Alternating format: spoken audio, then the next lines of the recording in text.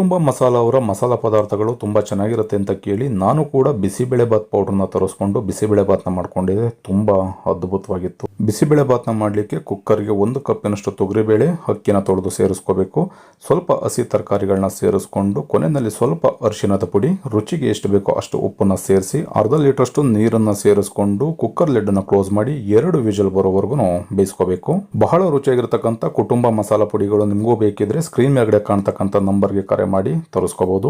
ಒಗ್ಗರಣೆ ಮಾಡಲಿಕ್ಕೆ 4 table spoon ಅಷ್ಟು ತುಪ್ಪ, ಸಾಸಿವೆ, ಕರಿಬೇವಿನ ಸೊಪ್ಪು, ಒಣಮೆಣಸಿಕಾಯಿ, ಗೋಡಂಬಿ, ಕಡಲೆಕಾಯಿ ಬೀಜ, 1 ಕಪ್ ಸಣ್ಣ ಈರುಳ್ಳಿ, 1 ಕಪ್ ಕ್ಯಾಪ್ಸಿಕಮ್, 1 ಕಪ್ ಟೊಮೊಟೊ, ರುಚಿಗೆ ಉಪ್ಪು, ಸ್ವಲ್ಪ ಇಂಗನ್ನ ಸೇರಿಸಿ 2 ರಿಂದ 3 ನಿಮಿಷ ಚೆನ್ನಾಗಿ ಬೇಯಿಸಿಕೊಂಡು 3 ಟೇಬಲ್ ಸ್ಪೂನ್ ಅಷ್ಟು ಕೊಬ್ಬರಿ ತುರಿ, ಅರ್ಧ ಟೀ ಸ್ಪೂನ್ ಅಷ್ಟು ಬೆಲ್ಲದ ಪುಡಿ, ಅರ್ಧ ಕಪ್ಪಿನಷ್ಟು ಹುಣಸೆ ಹಣ್ಣಿನ ರಸನ ಸೇರಿಸಿ ತರ್ತರಿಯಾಗಿ ಪುಡಿ ಮಾಡಿರ್ತಕ್ಕಂಥ ಕುಟುಂಬ ಮಸಾಲ ಅವರ ಬಿಸಿಬೇಳೆಬಾತ್ ಪುಡಿನ 2 ಟೇಬಲ್ ಸ್ಪೂನ್ ಅಷ್ಟು ಸೇರಿಸ್ಕೊಂಡು 1 ಕಪ್ಪಿನಷ್ಟು ನೀರನ್ನು ಸೇರಿಸಿ 3 ರಿಂದ 4 ನಿಮಿಷ ಚೆನ್ನಾಗಿ ಬೇಯಿಸಿಕೊಂಡು ಬೇಯಿಸಿದ ತರಕಾರಿ ಬೇಳೆ ಜೊತೆಗೆ ಸೇರಿಸಿ ಮಿಕ್ಸ್ ಮಾಡಿಕೊಂಡ್ರೆ ಬಹಳ ರುಚಿಯಾಗಿರ್ತಕ್ಕಂಥ ಕುಟುಂಬ ಮಸಾಲ ಪುಡಿ ಬಳಸಿ ಮಾಡಿರ್ತಕ್ಕಂಥ ಬಿಸಿಬೇಳೆಬಾತ್ ರೆಡಿ ಆಗುತ್ತೆ.